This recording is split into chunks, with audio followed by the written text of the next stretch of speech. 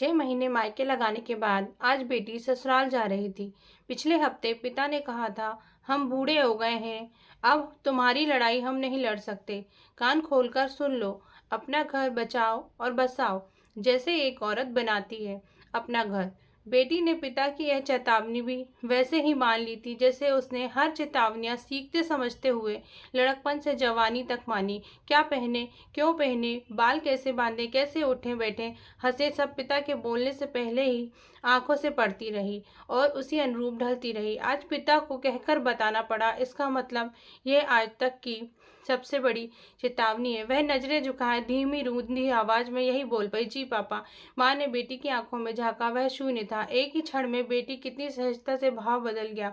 माँ हैरान थी, लड़की कितने स्तरों पर कैसी कैसी ट्रेनिंग करती है यह समाज में।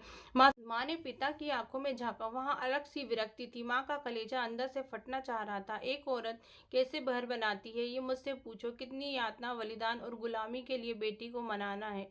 सुबह पिता दामाद से बात कर रहे थे, वीकेंड पर बेटी पहुंच जाएगी बेटा, आप स्टेशन से रिसीव करने आ जाना बस। हम आपको ज़्यादा कष्ट नहीं देना चाहते, हम चाहते हैं, आप काम में ज़्यादा व्यस्त रहते हैं इसलिए उसे वीकेंड पर भेज रहे हैं। बेटी ने दामाद से बात करते पिता के हाथ कांपते देखे तो अंदर से रो पड़ी। पिता आज उसे स्टेशन तक नहीं छोड़ने आ सकते।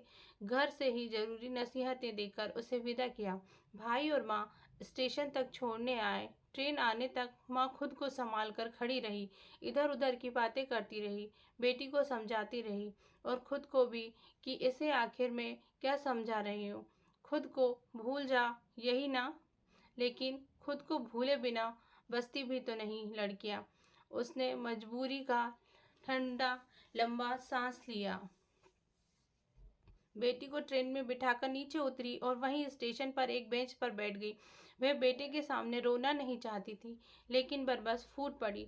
रुलाई को वह रोक नहीं सकी। बेटी ने माँ को खिड़की में से देखा। ट्रेन चल पड़ी थी। बेटी ट्रेन से उतरकर वापस आ जाना चाहती थी, लेकिन उसके सर पर अब नसीहतों की और भारी गठरी लदी थी। वह उस गठरी को छोड़कर उतर नहीं सकती थी। सारे रास्ते बस वह रोती रही और गठरी को संभालती रही।